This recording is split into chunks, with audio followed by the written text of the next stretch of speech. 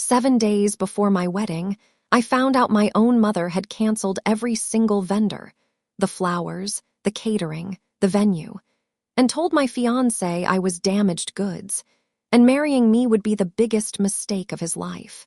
On our wedding day, 200 guests arrived to an empty lot, but my maid of honor had seen this coming 6 months ago. What she planned, and what my mother walked into changed everything. Before we begin, if you enjoy this story, please take a moment to like and subscribe, but only if you truly feel it. And tell me in the comments, what time is it where you are right now? My name is Vera Westbrook. I was 28 years old. And now, let me take you back to 8 months ago, the night Tyler got down on one knee in our kitchen, and the phone call from my mother that came 11 minutes later. Tyler proposes on a Tuesday evening. No fancy restaurant, no ring hidden in dessert. He just stands in our tiny kitchen in Clover Ridge, Tennessee, holding a ring he saved 7 months for and says, "I don't have a speech. I just know I want every morning to start with you." I say yes before he finishes the sentence. We sit on the kitchen floor afterward, my back against the cabinets, his arm around my shoulder, and I keep turning my hand under the light, watching the small diamond catch it. For 11 minutes, the world is exactly right. Then my phone rings. "Mom," I pick up, still smiling. "Mom, but Tyler, just where are you having it?" No congratulations, no gasp, no "oh, honey, the wedding," she says. "Where's the venue? I need to know now." I glance at Tyler. He tilts his head, listening. "We haven't decided anything yet, Mom. He literally just..." "Well, you need to start deciding. These things book out a year in advance." "I'll handle the calls." I should explain something. My whole life, every decision I've ever made has passed through my mother first.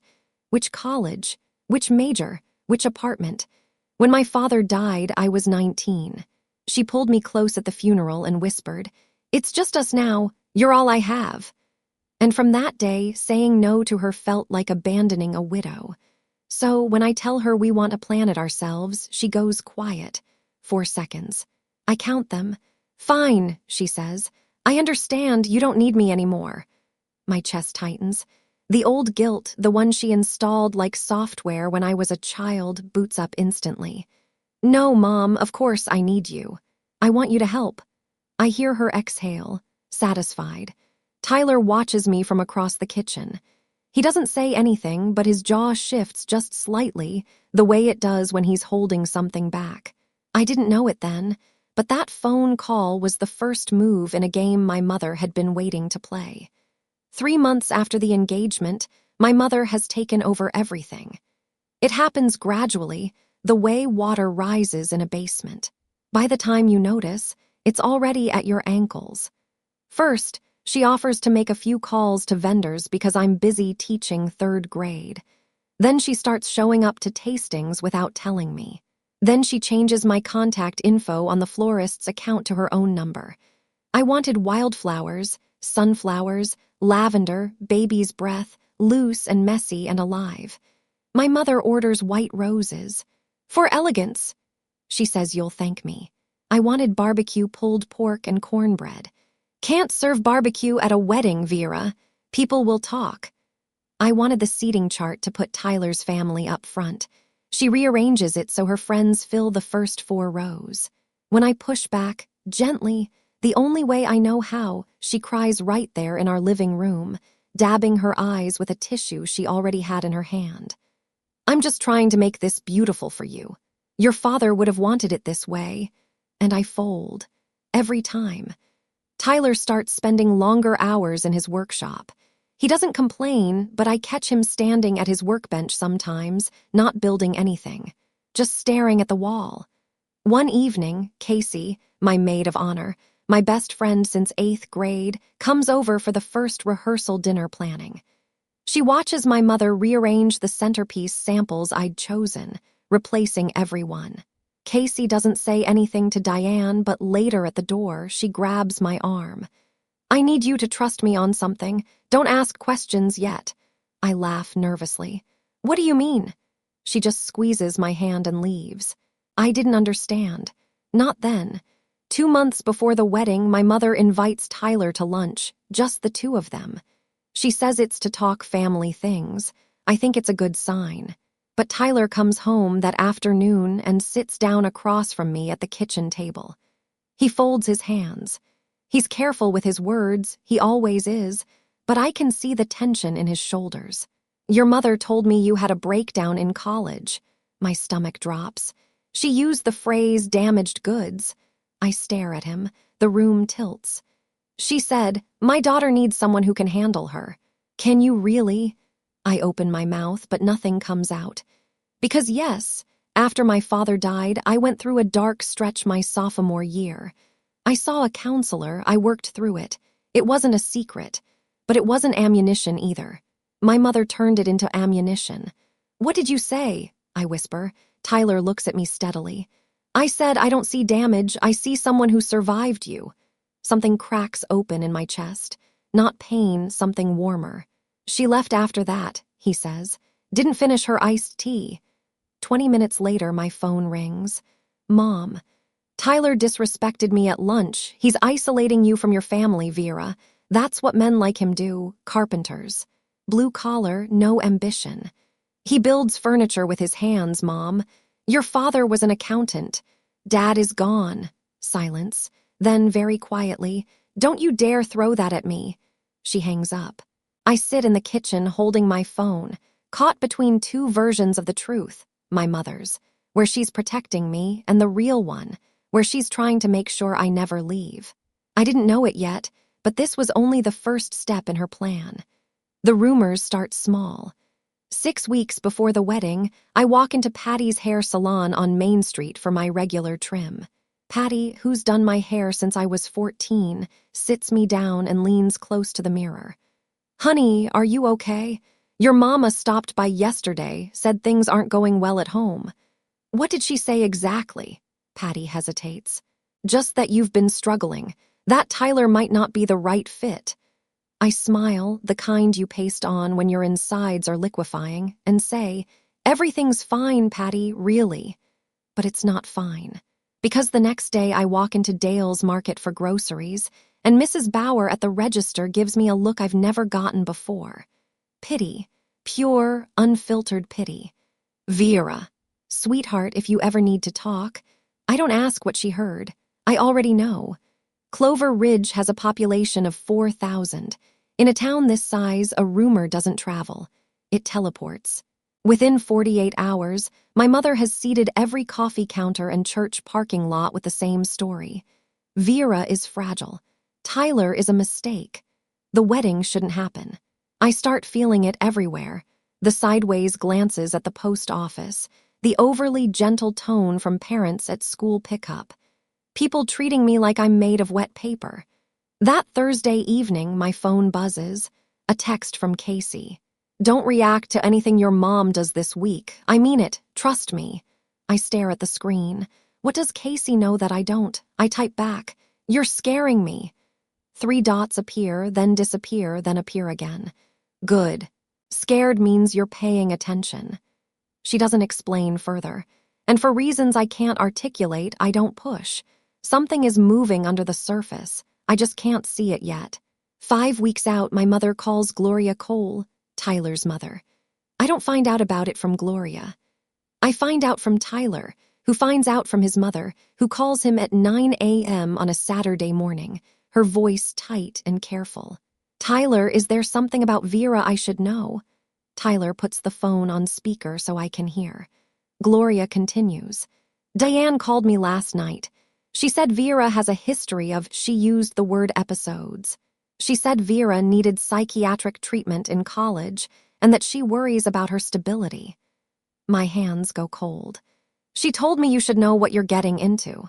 And Tyler, I'm just repeating what she said. She called Vera emotionally volatile. I watch Tyler's face. His expression doesn't change, but a muscle near his temple tightens. Mom, he says. Vera saw a counselor after her dad died. That's it. Diane is twisting it. Gloria pauses. I believe you, honey, but she was very convincing. She cried. Of course she cried. After Tyler hangs up, he turns to me. For the first time, I see something in his eyes that isn't patience. It's clarity. Your mother is not trying to protect you, Vera. She's trying to own you. I know he's right. I've known for years, maybe. But hearing it out loud, in our kitchen, on a Saturday morning with sunlight on the floor, it sounds different. It sounds true. Don't fight with your mom over this, I tell him. That's exactly what she wants. He nods, but his jaw is set. That night, lying in bed, I realize something. My mother isn't just trying to stop a wedding. She's trying to dismantle every relationship I have one phone call at a time. And she's running out of people to call. Here's what nobody tells you about weddings. The money disappears before the first dance starts. Tyler and I had saved for 3 years, $18,000 pulled from teacher paychecks and early carpentry commissions. Skipped vacations. A used car instead of a new one. Every dollar earmarked. Florist, $2,200. Caterer, $4,800. Venue deposit, $3,500. DJ, photographer, rentals, cake. The rest fills in fast. Most of those vendors have a 30-day cancellation policy. We're now inside that window. If the wedding doesn't happen, we lose almost everything. I sit at the kitchen table one evening with our budget spreadsheet open on my laptop. Tyler's across from me, sanding a chair leg by hand because the noise of the power sander bothers our neighbor's dog. If we had to walk away right now, I say, how much do we lose? He doesn't look up. Most of it. We can't afford to lose most of it. I know. $18,000, 3 years of packing lunch instead of buying it. 3 years of Tyler working weekends. That money was supposed to be our start, a down payment fund, a safety net, a future. And right now it's sitting in contracts controlled by a woman who thinks my happiness is a threat to hers. I close the laptop. I press my palms against my eyes. If I don't do something, I say, more to myself than to Tyler, I lose the money. I lose face in front of 200 people. I lose your mother's trust.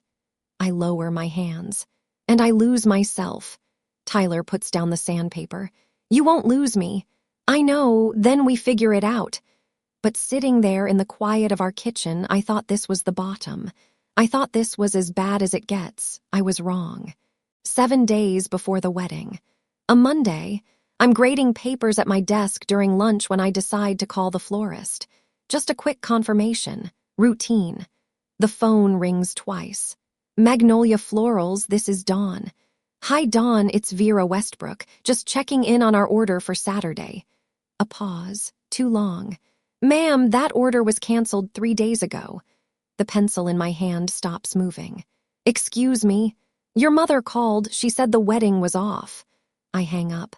My fingers are shaking, but I dial the caterer. Miss Westbrook, yes, we received the cancellation Thursday. Your mother said. I hang up again. I call the venue. I'm sorry, Miss Westbrook. Mrs. Diane Westbrook called and canceled the reservation. She said the family had decided. I don't let her finish. I sit at my desk staring at my phone and feel the ground beneath me dissolve. Not crack, dissolve, like sand under a wave. I call my mother. She picks up on the first ring, as if she'd been waiting. Mom, you canceled my wedding. I canceled a mistake. That was not your decision. Everything about you is my decision, Vera. I gripped the edge of my desk. I raised you, she says, her voice flat and even. I fed you. I buried your father alone. This wedding, it's mine to give or take. Something shifts inside me. Not anger, not yet. Something colder. Something that has been sleeping for 28 years and just opened its eyes. No, I say. It isn't. I hang up. My hands are still shaking, but my voice was steady. And that surprises me more than anything my mother just said. The room is very quiet. 22 third graders are at recess, and I'm sitting alone with the wreckage. I don't remember driving home.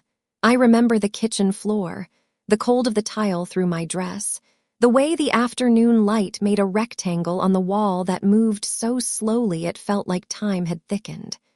I'm not crying. That's the strange part. I'm just sitting there, my back against the dishwasher, my bag still on my shoulder, staring at nothing. Tyler finds me like that when he comes in from the workshop, sawdust on his forearms. He looks at me and doesn't ask what happened yet. He just sits down next to me on the floor, close enough that our shoulders touch. 10 minutes pass, maybe 15, the refrigerator hums. She canceled everything, I say finally. Every vendor, all of them. He doesn't flinch. When? 3 days ago, behind my back. His hand finds mine. His palm is rough and warm. She told me this morning it was hers to give or take, the wedding, our wedding. She said it belongs to her.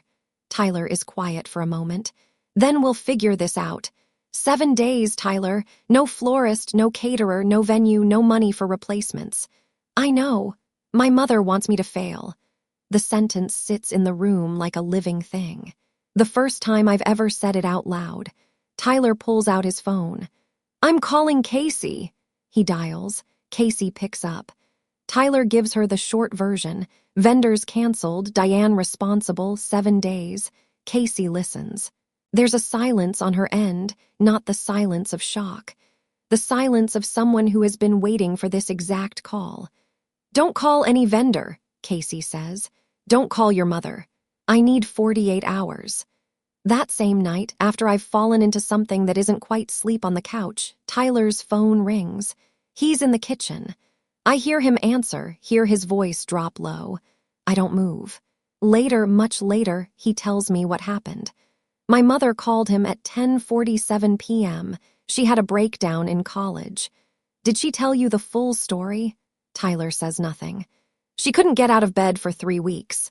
She missed finals. I had to fly up and bring her home. Still nothing. She can't handle stress, Tyler. She'll fall apart. You'll be the one picking up the pieces. He lets her talk. Walk away now, she says. Save yourself. You seem like a decent man. Don't let her ruin your life. Tyler reaches across the counter and taps a button on his phone. Record. Tennessee is a one-party consent state. He knows this because his buddy Marcus told him once after a contractor tried to cheat him on a job. Is that everything, Diane? He says calmly. I'm trying to help you.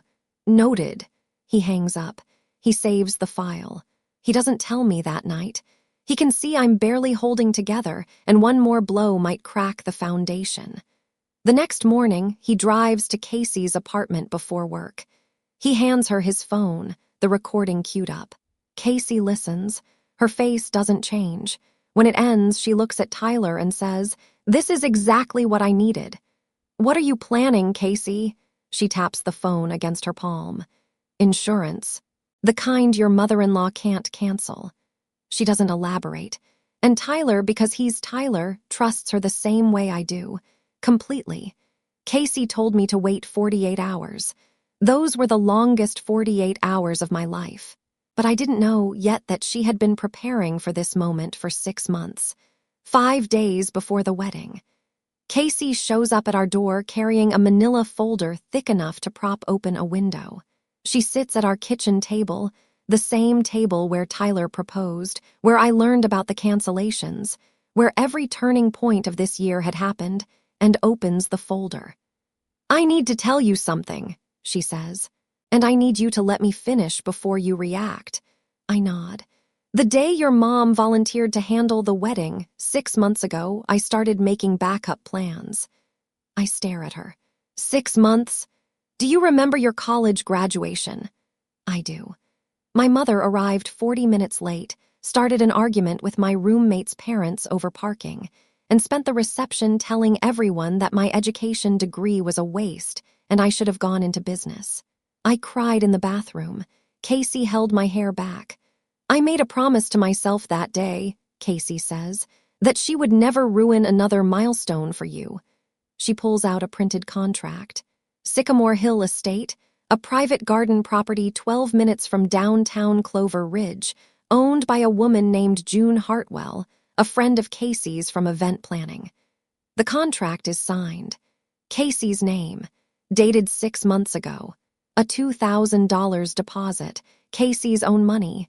You spent your own money, my voice cracks. You'd do the same for me. I look at the date on the contract. 6 months. She started this the same week my mother took over the vendor calls. Casey saw it coming before I did. Before anyone did. Tyler leans against the counter, arms crossed, staring at Casey like she just walked through a wall. "I didn't do this because I hate your mother," Casey says. "I did this because I love you." I don't have words. I just have tears. And for the first time in months, they're not the sad kind. Casey flips through the folder like a general briefing a war room. "Florist, Sandy's blooms out of Maplewood. Wildflowers, sunflowers, lavender." She looks at me. "Exactly what you originally wanted." I press my hand over my mouth. "Caterer, Big Jim's Smokehouse. Pulled pork, cornbread, brisket, sweet tea, and mason jars." Tyler lets out a short laugh, the first one I've heard from him in weeks. "DJ is my friend Marcus. Photographer, my coworker Lena, she shoots weddings on the side. Total backup cost, $6,500. I've covered it. You pay me back whenever." I shake my head. "Casey," she moves on. "Guest list. I pulled the original list you shared with me when you first got engaged, before your mother took over communications. 200 names, phone numbers, emails. I have a separate contact database for every single one." She explains the plan. The morning of the wedding, she'll send a mass text and make personal calls to the 15 most important guests. Tyler's family, my Uncle Tom, closest friends. The message: venue has been upgraded, new address, arrive by 3 p.m. She'll frame it as a surprise. "And my mother?" I ask. Casey meets my eyes. "She gets the original address, only the original address." The room goes quiet. "I also called someone else," Casey says, her voice careful now. "Maggie Torres, WKRD-TV, local interest piece. Best friend saves wedding, a community love story." Maggie doesn't know the details about your mom. She just knows it's a feel-good segment. I hesitate. A camera crew feels like a step I can't take back. Casey reads my face. "You don't have to decide now. But Vera, your mother, put this on Facebook. She made it public first. This is just the truth catching up." Part of me feels guilty. The other part, the part my mother had been silencing for 28 years, feels something I haven't felt in a long time. Relief. I don't sleep that night. I lie in bed, Tyler breathing slow and steady beside me, and I run the film of my life backward. Every birthday my mother made about herself. The year she announced her hip surgery at my sweet 16. Every achievement she diminished. "Teaching is nice, but it's not a career." Every boyfriend she drove away before Tyler, calling each one not good enough until I believed I was the problem. And my father. The last thing he ever said to me, 3 days before the heart attack, standing at the kitchen sink in the house I grew up in. "Don't let anyone shrink you, Vera, not even me." I didn't understand then. I think I do now. At 6 a.m. I call Casey. "Let's do it." "You're sure?" "I'm sure." "Good, I'll activate everything today." I hang up and make one more call. Uncle Tom, my father's younger brother, retired Army, manages a warehouse in the next town over.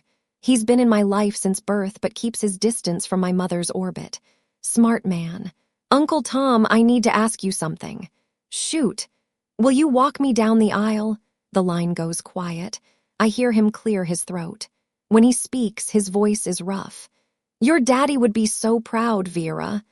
I press the phone to my chest after we hang up. Here is what I do not do. I do not call my mother. I do not explain. I do not beg. I do not negotiate. For the first time in 28 years, I choose silence. Not the silence of submission. The silence of someone who has finally decided. 4 days before the wedding, and my mother still thinks she's won.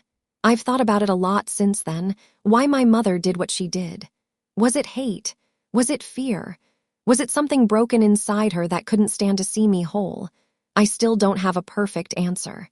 But I'm curious, if you found out your own mother had canceled your entire wedding, what would you do? Would you confront her? Would you go silent like I did? Would you do something else entirely? Tell me in the comments. I'd really like to know. And now, back to 4 days before the wedding. I'm standing in the hallway outside my classroom at Clover Ridge Elementary, refilling my water bottle at the fountain when I hear her voice. Not on the phone this time. In person. In my building. I'm here to check on my daughter. I look up. My mother is standing at the end of the hallway, speaking to the front desk volunteer loud enough for every open classroom door to hear. She's been unstable. I'm worried she'll have another episode. Mrs. Patterson, the 5th grade teacher, steps into her doorway. Mr. Gaines, the custodian, freezes mid-sweep. 2 parents waiting for a pickup conference turn to stare.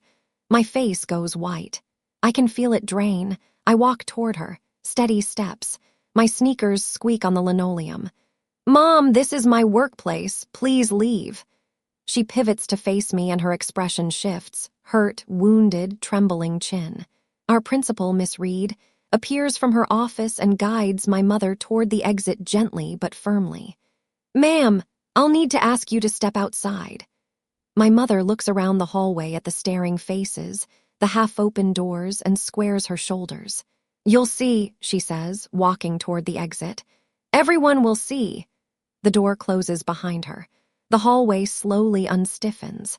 As Mr. Gaines resumes sweeping, Mrs. Patterson gives me a small, helpless shrug. Then a hand touches my elbow. Mrs. Daniels, 62, taught at this school for 30 years, reading glasses on a beaded chain. She leans close. "Honey, my mother was the same. Don't let her win." 5 words from a near stranger. And they hold me up for the rest of the day. 2 days before the wedding. The rehearsal dinner at Gloria Cole's house, a cozy ranch-style home with a wraparound porch and string lights Tyler hung last summer. About 30 people. Tyler's family, a few close friends, Casey, Uncle Tom, fried chicken, potato salad, Gloria's famous sweet potato pie. The mood is warm, nervous, hopeful. My mother was not invited. She comes anyway. I hear her car door at 7:15 p.m. She walks up the porch steps carrying a bottle of wine and a smile that doesn't reach her eyes. Gloria opens the door, startled. "Diane, we weren't expecting. I'm the mother of the bride." She steps inside. The living room goes quiet. Tyler's cousin Danny sets down his fork. Uncle Tom straightens in his chair by the window. My mother pours herself a glass of wine, her own bottle, and raises it. "I'd like to make a toast." Nobody stops her. That's how she operates. She counts on politeness. "I just hope Tyler knows what he's signing up for. I hope this marriage lasts longer than her attention span." The room is a held breath. Gloria stands. Her voice is iron wrapped in velvet. "Diane, that's enough." My mother takes a sip, sets the glass down, looks around the room at 30 faces staring back at her. "I said what I said." She walks out. The screen door slaps shut behind her. Silence. Then Tyler's hand finds mine under the table. He squeezes, I squeeze back. Gloria crosses the room and bends down next to my chair. Her eyes are wet. She whispers, "I'm sorry I ever doubted you." And then quieter. "You are welcome in this family, Vera, always." One day before the wedding. Friday evening. I'm folding napkins at Casey's apartment. She insisted I stay the night so Diane can't reach me when my phone buzzes. A screenshot from my coworker Jenny. A Facebook post. My mother's account. "Please pray for my daughter. She's rushing into a marriage against medical advice. I've done everything I can. A mother's heart is broken." Against medical advice. I read it 3 times. Each time the words rearranged themselves into something uglier. There is no medical advice. There is no doctor who said don't get married. My mother invented a medical crisis and posted it to 800 people in a town where everyone knows everyone's middle name. My hands are shaking. Casey looks over, reads the screenshot, and her expression doesn't change. She's past shock. She's in operational mode. "I saw it 20 minutes ago. 800 people, Casey." She's telling the whole town I'm mentally ill. Casey takes the phone from my hand, not roughly, like a nurse removing something that's hurting a patient. "Don't respond. Tomorrow, the truth will speak for itself." Tyler calls from our house. "He saw it too. I'll drive over." Stay, I'm okay, I'm with Casey. You sure? I'm sure. He pauses. No more screens tonight, Vera. I agree. Casey takes my phone and puts it in a kitchen drawer. She makes chamomile tea. We sit on her couch, not talking much, just breathing in the same room. I lie in Casey's guest bed that night, eyes open, staring at the ceiling fan turning slow circles. Tomorrow will be different. I'm not scared anymore. Something has shifted quietly, like a key turning in a lock. For the first time, I can see clearly, more clearly than I've ever seen in my life. Saturday morning, wedding day, 6 a.m. I wake up in Casey's guest room to the sound of her already on the phone. Yes, ma'am. Venue upgrade surprise for the bride and groom. New address is Sycamore Hill Estate, 412 Hartwell Lane. Arrive by 3 p.m. Don't go to the original address. She's pacing her living room in sweatpants and a headset. A printed spreadsheet in her hand with 200 names, each one highlighted in yellow, green, or red. Yellow, mass text sent. Green, confirmed. Red needs a personal call. By 8 a.m., she's made 15 calls. Gloria Cole, confirmed. Uncle Tom, confirmed. Tyler's cousin Danny, his Aunt Margaret, the Hendersons from next door, my coworker Jenny, Mrs. Daniels, confirmed, confirmed, confirmed.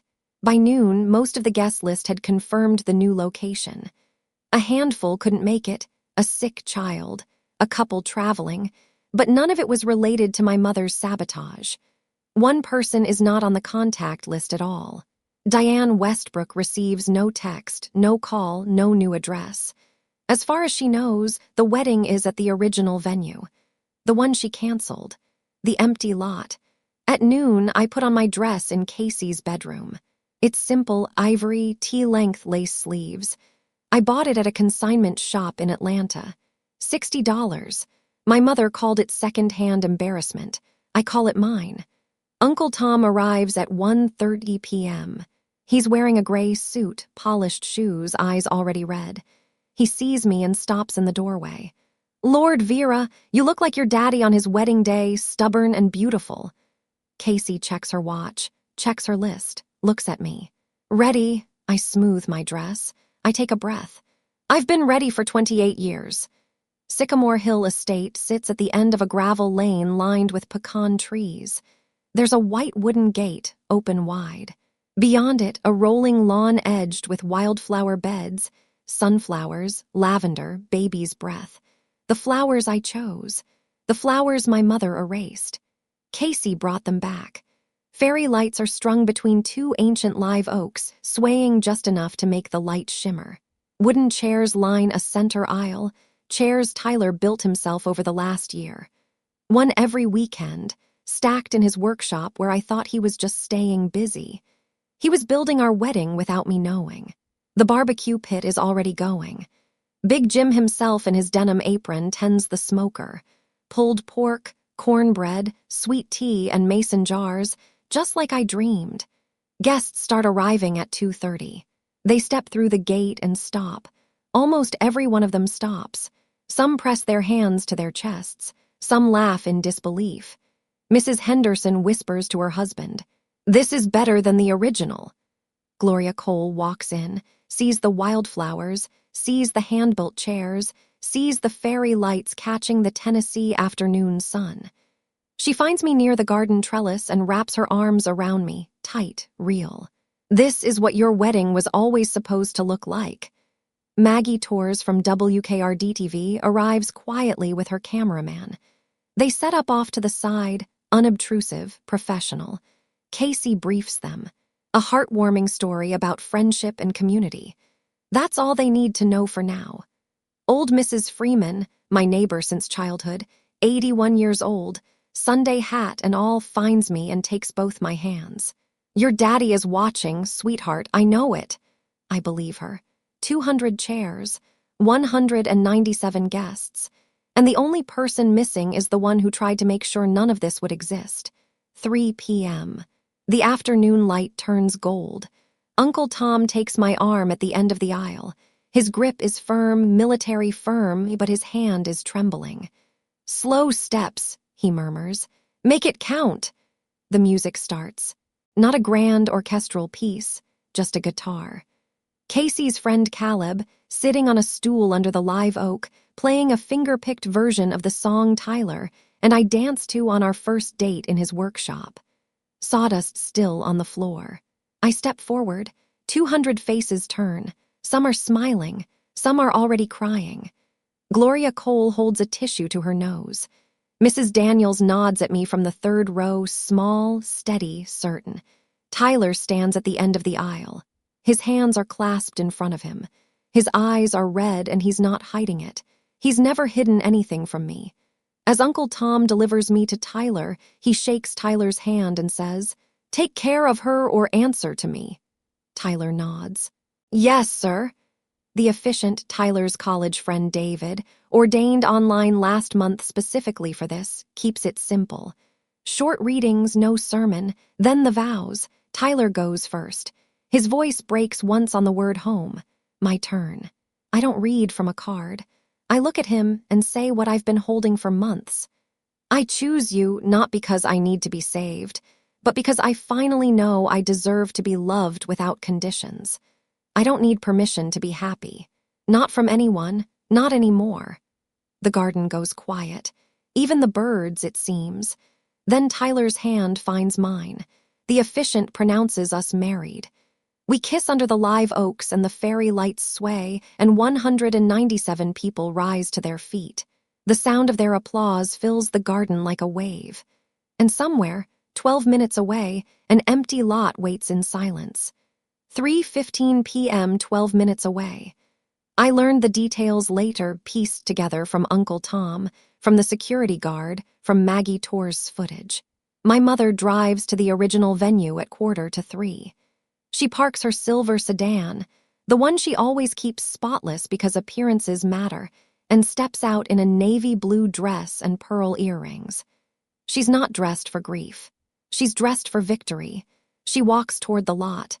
It's empty. No tent, no chairs, no flowers, no caterer. Her daughter's dream erased. In her mind, the story ends here with Vera humiliated, crawling back, needing Mama again. Then she looks around. No cars, no guests arriving, no confused relatives milling about. No one weeping on their phone, no one at all. The smile fades. She pulls out her phone and calls me. 5 rings, voicemail, she calls Casey. Voicemail, she calls Gloria Cole. Voicemail, she calls Tyler's cousin Danny. Voicemail, Mrs. Henderson. Voicemail, Jenny from my school. Voicemail, 7 calls, 8, 9, not a single answer.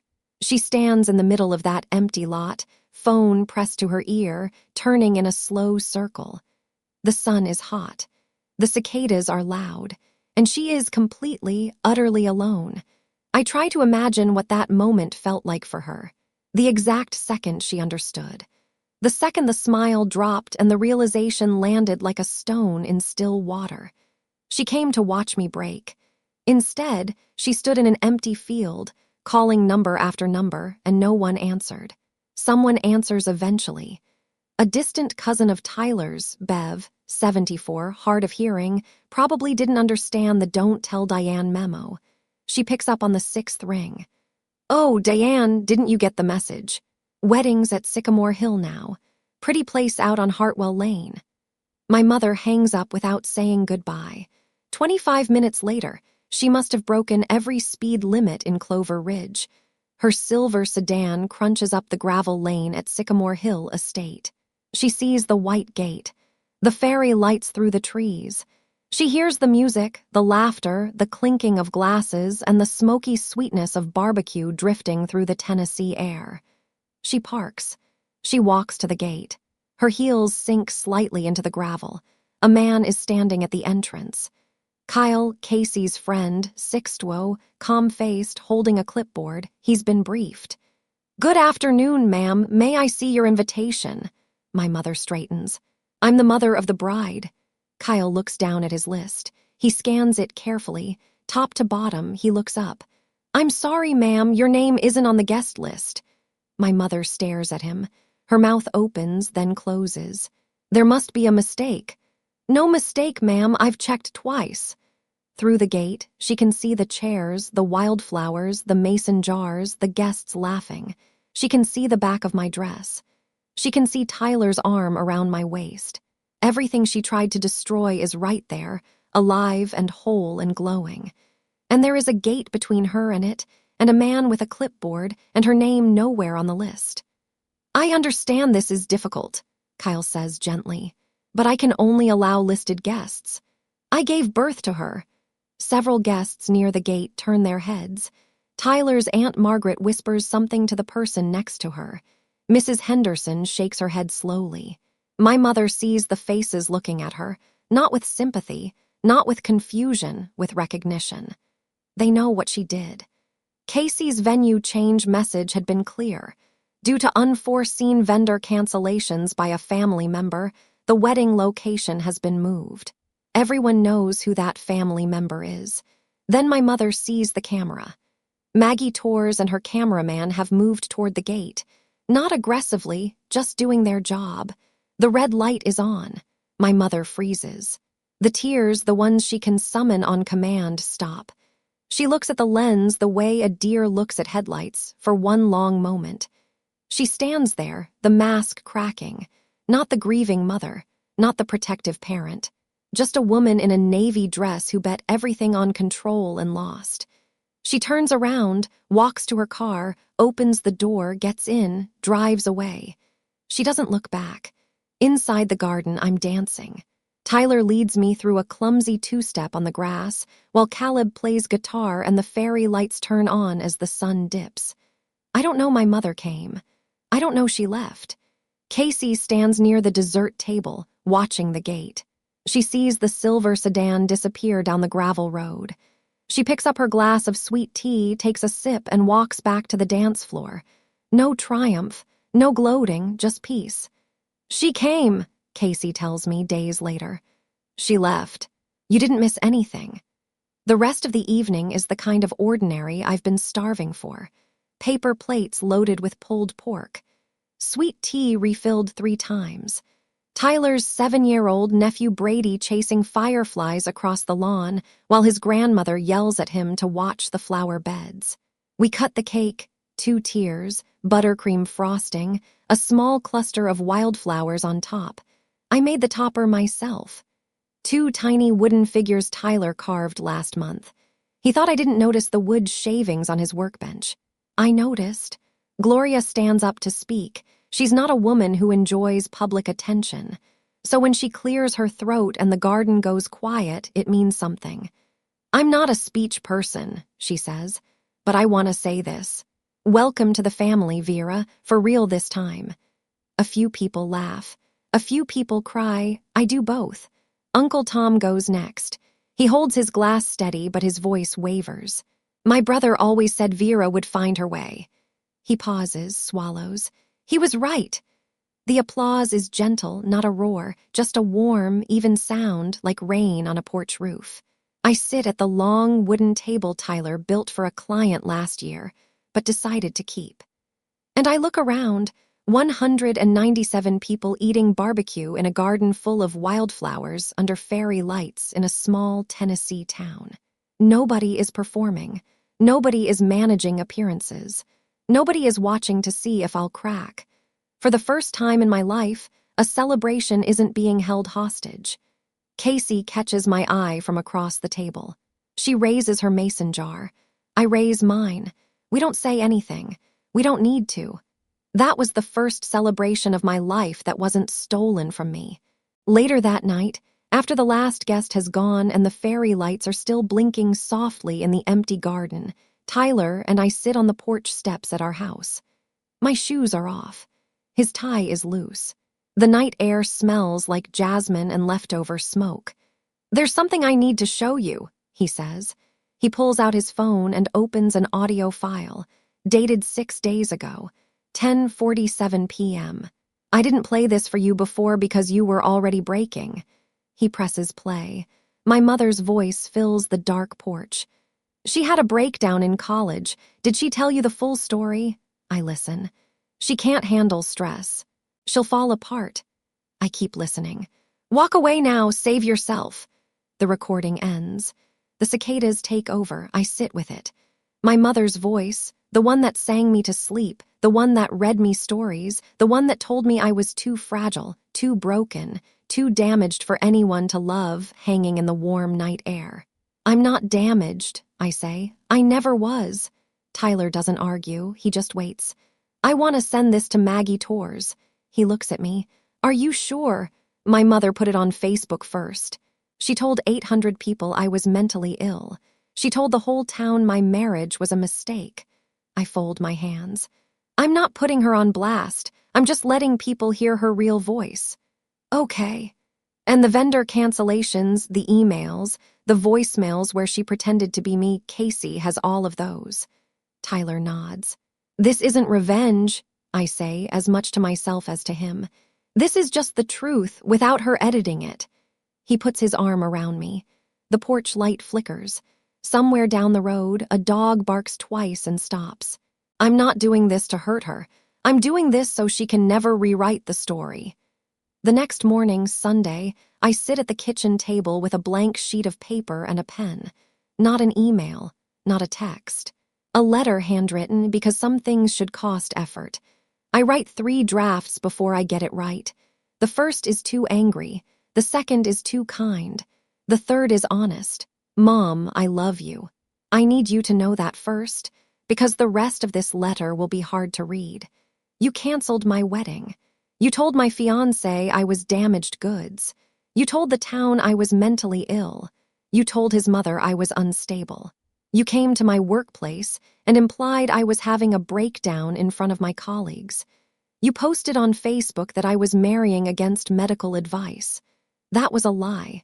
I don't hate you for any of this, but I can't pretend it didn't happen. I think you're afraid. I think you've been afraid since Dad died, afraid of being alone, afraid of losing control, afraid that if I build my own life, there won't be room for you in it. There is room. There will always be room, but not like this. I need distance. I don't know for how long.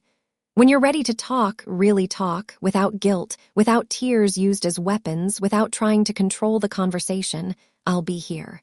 But the door opens from my side now. Not yours. I love you, Mom.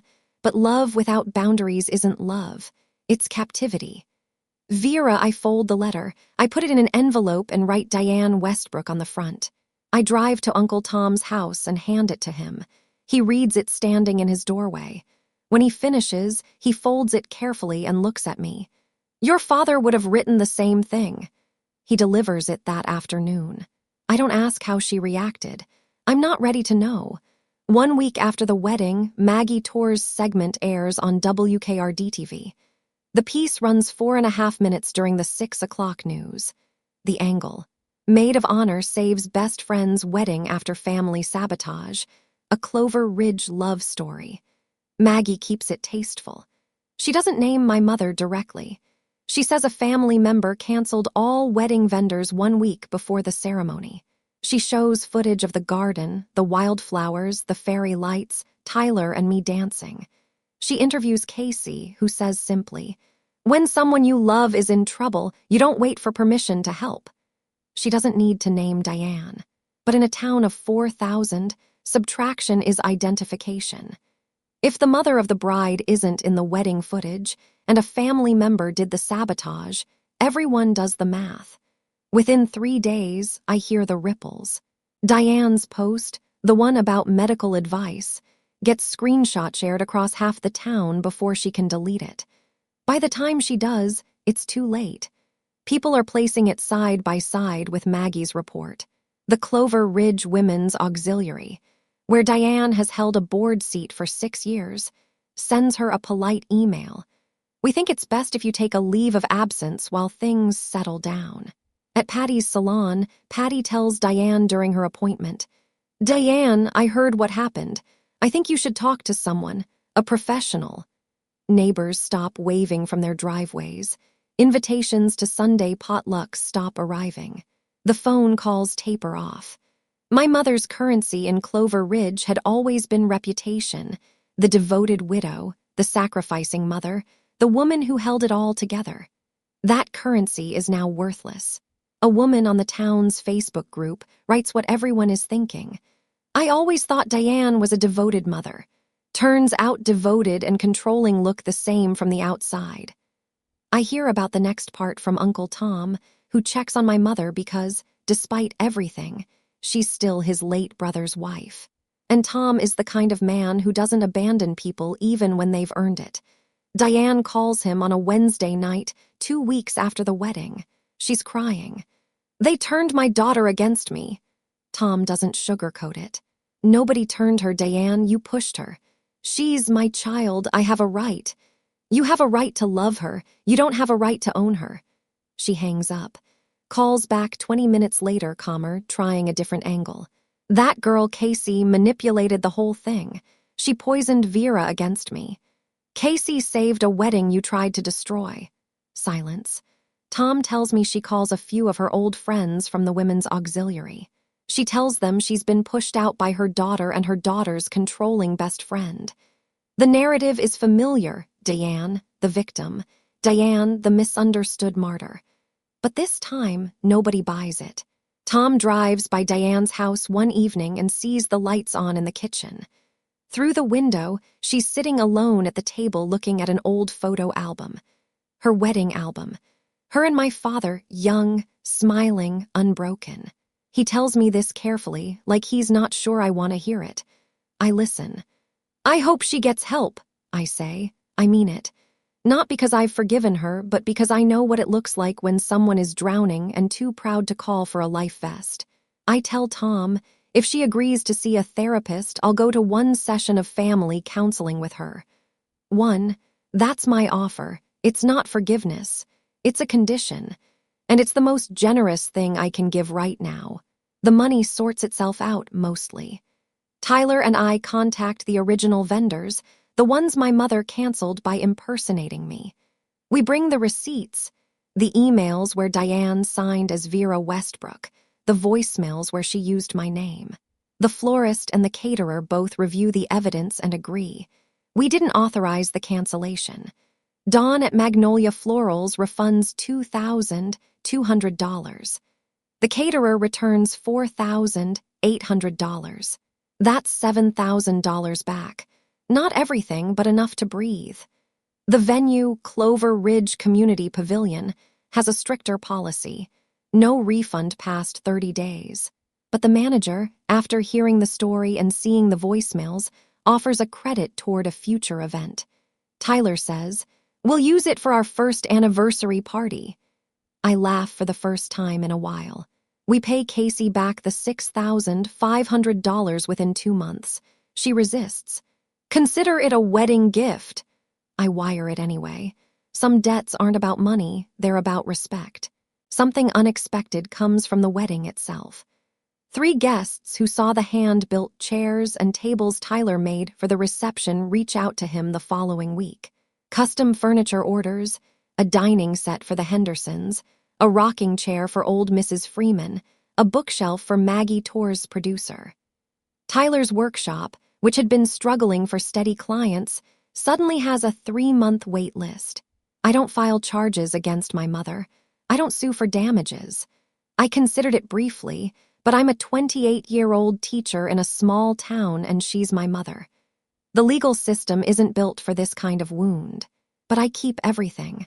Every voicemail, every email, every screenshot filed neatly in a folder Casey labeled just in case. We didn't get rich. We didn't get even. We just got free. 3 months later, our house is small. 2 bedrooms, 1 bathroom, a porch that needs repainting. Tyler says he'll get to it in spring. I believe him. The man finishes everything he starts. I go back to teaching. The 3rd graders don't know anything about what happened, and that's exactly how I want it. They care about multiplication tables and who gets to feed the class hamster. It's the most grounding thing in my life. Mrs. Daniels, the teacher who whispered, "Don't let her win" in the hallway that day, starts leaving a cupcake on my desk every Friday. She never mentions why. I never ask. Gloria Cole and I have dinner together every other Sunday. She's teaching me to make peach cobbler, the Cole family recipe, handwritten on an index card so old the ink is fading. Last Sunday, she handed me the original card. "It's yours now," she said. "Family recipe goes to family." I taped it inside our kitchen cabinet next to a photo of Tyler and me at Sycamore Hill. I haven't spoken to my mother directly. Uncle Tom is the bridge. He tells me she started seeing a therapist, went twice, quit, went back, quit again, then went back a third time. "She's trying," Tom says on the phone one evening. Slowly is fine," I tell him. "I'm not going anywhere." I mean it. The door I described in my letter, the one that opens from my side, is still there. I check on it sometimes in my mind, the way you check on a plant you're not sure will survive the winter. I don't need my mother to be perfect. I just need her to stop pretending I'm broken. That's the minimum. And for the first time, I'm not afraid to hold it. I want to say something to you directly, not as a character in a story. As me, Vera, I didn't tell you all of this so you'd hate my mother. She's a woman in pain. She lost her husband too young, and she never learned the difference between holding on and holding hostage. Her fear is real. Her grief is real. But her pain doesn't give her the right to destroy my life. And yours doesn't either, whoever yours is. If you have someone in your life, a mother, a father, a sibling, a partner, who uses love like a leash, who makes you feel guilty for being whole, who punishes you for growing, I want you to hear me. You are not ungrateful for wanting air. You are not selfish for saying no. You are not a bad daughter or a bad son for building a life that doesn't orbit their anxiety. Boundaries are not walls. They're doors. And you get to hold the key. I didn't plan a revenge. I didn't scheme. But I was lucky. I had Casey. I had Tyler. I had Uncle Tom and Gloria and Mrs. Daniels and 200 people who showed up at a backup garden on a Saturday in Tennessee because someone sent them a text that said, "Trust me." If you don't have a Casey, if there's no one in your corner right now, then be your own Casey. Make a plan, not a plan for revenge, a plan for your future. A plan that protects the version of yourself that someone else is trying to erase. You deserve to exist without permission. I know because I spent 28 years waiting for permission. And the day I stopped asking was the day my life actually began. I've asked myself so many times since then, if Casey hadn't made that backup plan, what would have happened? Would I have been strong enough to stand on my own? Honestly, I'm not sure. So I want to ask you, do you have a Casey in your life? Someone who protects you before you even know you need protecting? Or are you someone's Casey? The one holding the backup plan together while they fall apart? Tell me in the comments. I'd really love to hear your story. Now, let me tell you how this ends. 6 months after the wedding, I come home from school on a Tuesday afternoon. There's a piece of mail on the porch, not in the mailbox. On the porch, hand-delivered. A cream-colored envelope with no return address, my name written in handwriting I'd recognize in the dark. I open it standing in the doorway. No letter inside. No words, just a single pressed wildflower. A black-eyed Susan flattened and dried between 2 sheets of wax paper. I hold it for a long time. A wildflower, the flower I chose for my wedding. The flower my mother replaced with white roses. The flower Casey brought back. I don't know if it's an apology. I don't know if it's a goodbye. I don't know if she pressed it from her own garden or bought it somewhere, or picked it from the roadside ditch out on Route 12 where black-eyed Susans grow wild every summer. I don't call her. I'm not ready. Maybe she's not ready either. I carry the flower inside and place it on the bookshelf, leaning against our wedding photo. Tyler and me under the live oaks, fairy lights in the background, wildflowers everywhere. My mother didn't say anything, and maybe that's the kindest thing she's done in years. Tyler comes in from the workshop, sawdust on his forearms. He sees me standing at the bookshelf. "You okay?" "Yeah." I turn around. "I'm good." Through the kitchen window, the late afternoon sun pours across the backyard. I can hear the rhythm of Tyler's table saw starting up again. The neighbor's dog barking. A mockingbird somewhere in the pecan tree. My name is Vera Westbrook Cole. I'm 29 now. And for the first time, my life is mine. Thank you for staying with me until the very end. If this story touched something in you, please hit like and subscribe, not because I asked, but because you want to hear more stories like this one. Down in the description, I've linked another story I think you'll connect with, about a woman whose in-laws shut her out for 5 years until one Thanksgiving dinner changed everything. It's a good one. And wherever you are right now, whatever your version of Clover Ridge looks like, I hope you find your Sycamore Hill. See you in the next one.